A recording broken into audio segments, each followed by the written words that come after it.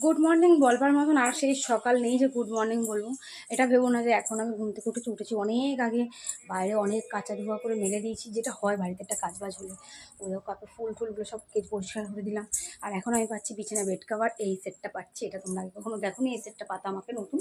তো এই সেটটা এখন পাচ্ছি। এই যে এখানে বালিশ ওভার পুরো রয়েছে, তো ঘর পুরো ছিটানো ফিটানো রয়েছে, পরিষ্কার টরিষ্কার। আর এখানে তো সমস্ত দশকর্মার জিনিসগুলো রয়েছে। কারণ আমাদের ওই বাড়িতে এখনও মানে পেঁয়াজ রসুন খাওয়া হচ্ছে, আমার এই বাড়িতে রান্নাবাড়ি এখন হচ্ছে না। তার জন্য এই বাড়িতে পেঁয়াজ রসুনের কোনো ঝামেলা নেই, তো ঠাকুরের জিনিসপত্রগুলো এখানেই থাকছে। তো খুব খুব খুব ব্যস্ত রয়েছি কাজের মধ্যে। মানে ব্লগ করবো কি, ব্লগ করার মতন কোনো পরিস্থিতি নেই। রান্নাঘরটার ওই যে এখানে বাসন ফাসন রয়েছে বেসিনে, সব পরিষ্কার করবো। হাঁপিয়ে গেছি। আমার মানে লুকটা দেখে বুঝতেই পারছো। কিছু করেনি, বাড়ির মধ্যে একটা পুজো আর্চা হলে দেখো পরিষ্কার করার একটা ব্যাপার একটা ধুম থেকেই যায়। তো আমারও চলছে, কদিন ধরেই চলছে পরপর। তো আজকে ভাবলাম, তোমরা ভাবছি যে দিদি পুজো তো এখনও একদিন মাঝখানে বাকি আছে, তুমি এখনই কেন চাদর ফাদর চেঞ্জ করছো? হ্যাঁ, আমি আজকে এখানে চাদর ফাদর চেঞ্জ করেছি, কারণ আমি আজকে পরে আমি এই বাড়িতে আর শোবো না। আমি ওই বাড়িতে শোবো, কারণ কালকে ভোরবেলা উঠে আমাকে হাটে যেতে হবে মায়ের সাথে। আমি হাটে যাবো সবজি বাজার টাজারগুলো করতে। তো এই বাড়িতে আজকে আর শোবো না, বিছানা টিছানা এই যা গুছাচ্ছি ঘর তো এরকমই গুছান গাছানি থাকবে।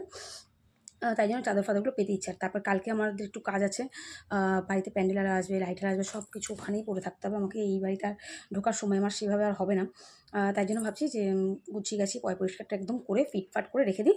কারণ আমি তো মানে কালকের দিনটাই মাঝখানে বুঝতেই পারছো, আর মঙ্গলবার প্রচুর প্রচুর প্রচুরভাবে ব্যস্ত রয়েছি। মানে কি বলবো তোমাদেরকে, এত হারে কাজের চাপ পড়ে গেছে চারধার থেকে। মানে জাস্ট বলে বোঝাতে পারছি না। এখন অবধি সকাল থেকে ব্রাশ অবধি করিনি, কারণ আমার না একটা মানে নেচার আছে, ব্রাশ করলে আমার খিদে পেয়ে যাবে। তো এখন ওই নিজে যে খাবো সেই সময়টা আমার কাছে নেই। তাই জন্য ভাবলাম ব্রাশ ফ্রাশ পরে করবো, থাক আগে কাজ করতে থাকি ঘরে। আর আজকে রোদ্দুরটা উঠেছে, বালিশ ফালিশগুলো সব রোদে দিয়ে দিয়েছি, যেটা হয় আর কি, বুঝলে। এতদিন বৃষ্টি বাদল হলে ঘরে না একটা মানে একটা স্যাঁতস্যাঁতে একটা ব্যাপার লাগে, একটু বালিশ ফালিশ রোদে না দিলে ভালো লাগে না। তো কোল বালিশ কুশন ফুশন সব রোদে দিয়ে দিয়েছি। আর এদিকে আমি এখন এটা গুছিয়ে গাছিয়ে নিচ্ছি, গুছিয়ে নিই, পরিষ্কার করে নিই, তারপরে আবার তোমাদের সাথে আসবো অবশ্যই। কিন্তু এই যে ঘর দুয়ারের যা অবস্থা হয়ে রয়েছে, এগুলো গুছাতেও তো একটা সময় লাগে বলো। তা কালকে তোমার দাদা আসবে, তোমার দাদা কালকে আসবে। কালকে ও আসলে প্রচুর কাজ বাজ রয়েছে। ও বাথরুম ফাথরুম কালকে সকালে ও সব পরশুদিন সকালেও বাথরুম ফাথরুম সব পরিষ্কার করবে।